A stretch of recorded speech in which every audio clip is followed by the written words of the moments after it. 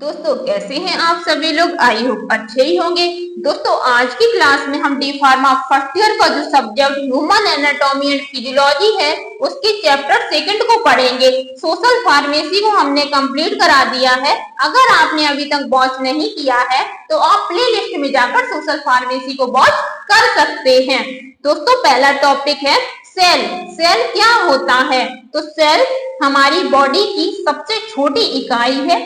Second point, cell को building block of life भी कहा जाता है। ये जो सेल है वो हमारी बॉडी की सबसे छोटी इकाई है।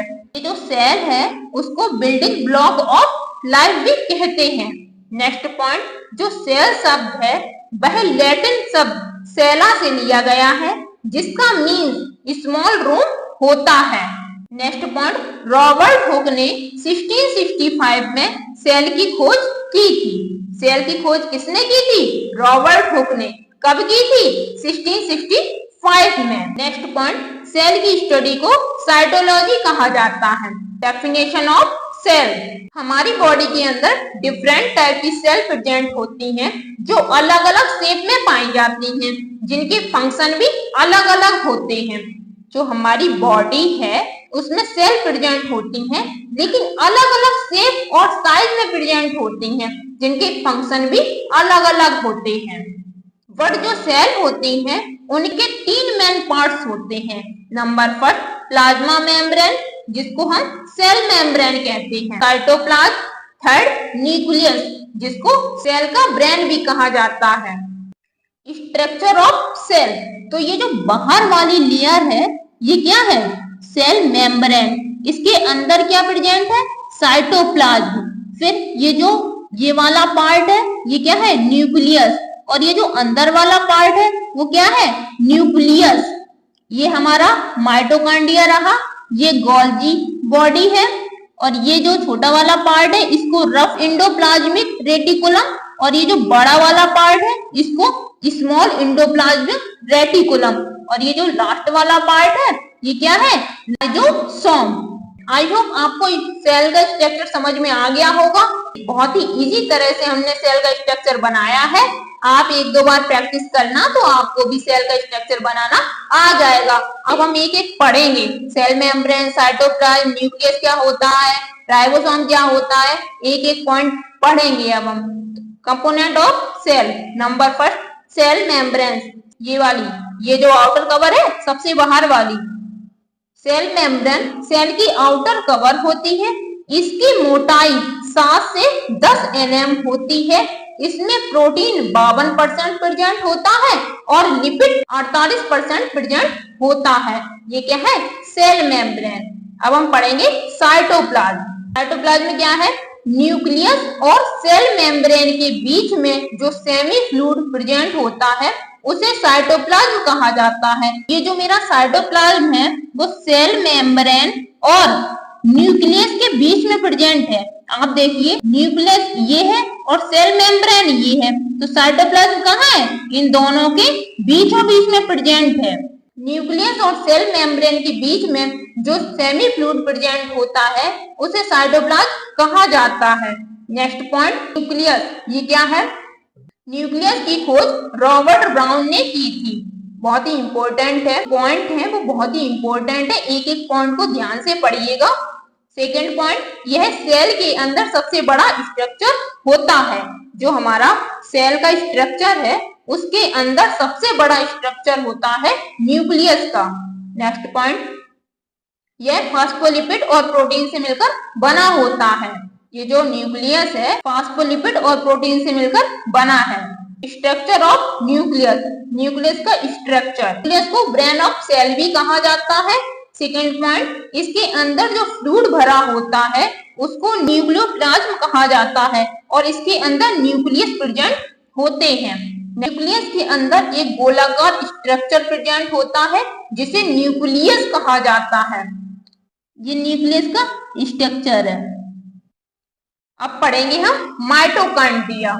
माइटोकॉन्ड्रिया में क्या है? माइटोकॉन्ड्रिया दूसरा सबसे बड़ा स्ट्रक्चर होता है। सेकेंड पॉइंट, माइटोकॉन्ड्रिया का शेप इलिप्सॉइडल होता है। थर्ड पॉइंट, इसकी outer layer protein and lipid की बनी होती है। नेक्स्ट पॉइंट, इसकी इनर मेम्ब्रेन में प्रोटीन 75% और लिपिड 25% होती है। इसकी इनर मेम्ब्रेन फोल्डिंग शेप में होती है जिसे क्रिस्टल कहते हैं। नेक्स्ट पॉइंट, माइटोकॉन्ड्रिया को power house of the cell कहा जाता है क्योंकि यह एटीपी मतलब एडिनोसिन ट्राइफॉस्फेट का निर्माण करता है। ये जो माइटोकॉन्ड्रिया है इसको power house of the cell कहा जाता है। बहुत ही इंपॉर्टेंट क्वेश्चन है, कहीं ना कहीं ये क्वेश्चन जरूर पूछते हैं। Structure of mitochondria. Number 5, mitochondria में 2 मेम्ब्रेन प्रेजेंट होती हैं, एक इनर लेयर प्रेजेंट होती है और एक आउटर लेयर प्रेजेंट होती है। नेक्स्ट पॉइंट, जो आउटर लेयर होती है वह स्मूथ होती है, बट जो इनर लेयर होती है वह फोल्डिंग लाइक स्ट्रक्चर होती है जिसे क्रिस्टल कहा जाता है।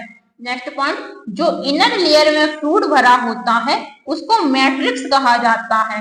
देखिए ये जो हमने पॉइंट लिखे हैं बिल्कुल इस स्ट्रक्चर को देखकर लिखे हैं। देखिए 2 लेयर है, एक इनर मेम्ब्रेन और एक आउटर मेम्ब्रेन, मैट्रिक्स भरा है बीचों बीच में और ये outer compartment. Function of mitochondria. Mitochondria के फंक्शन क्या है? नंबर 1, यह स्टेरॉइड की सिंथेसिस करते हैं। सेकेंड पॉइंट, यह प्रोटीन की सिंथेसिस करते हैं। थर्ड, ये सेल के अंदर एलिमेंट्स की मूवमेंट में हेल्प करते हैं। फोर्थ, यह सेल के लिए एनर्जी का प्रोडक्शन करते हैं। ये सब हमने क्या पढ़ा था माइटोकॉन्ड्रिया में, और माइटोकॉन्ड्रिया इंपॉर्टेंट टॉपिक है। Golgi body. गोल्गी बॉडी क्या है? इसका शेप धागे के जाल की तरह होता है। नेक्स्ट, इसमें बड़ी मात्रा में लिपोप्रोटीन होता है। Point, Golgi body mainly eukaryotic cell में पाई जाती है। जो गोल्गी बॉडी है वो यूकारियोटिक सेल में पाई जाती है। नेक्स्ट पॉइंट, यह एंडोप्लाज्मिक रेटिकुलम से मॉलिक्यूल्स को ट्रांसपोर्ट करने का वर्क करते हैं।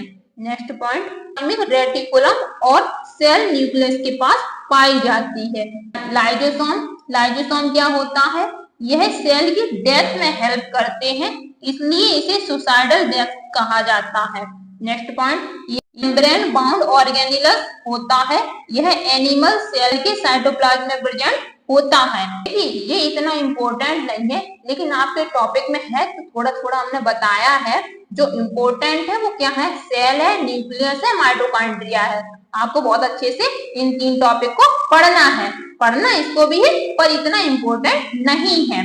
राइजोसोम। राइजोसोम क्या है? यह सभी लिविंग सेल में प्रेजेंट होते हैं एंड सेल के आउटर पार्ट में भी प्रेजेंट होते हैं। यह प्रोटीन सिंथेसिस में हेल्प करती है। ये जो राइजोसोम है वो। अब हम पढ़ेंगे एंडोप्लाज्मिक। एंडोप्लाज्मिक रेटिकुलम ये क्या है?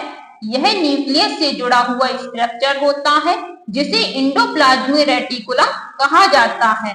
यह 2 टाइप का होता है। एंडोप्लाज्मिक रेटिकुलम है ये 2 टाइप का होता है। Number 1, smooth endoplasmic reticulum. देखिए इसमें क्या पूछ सकते हैं?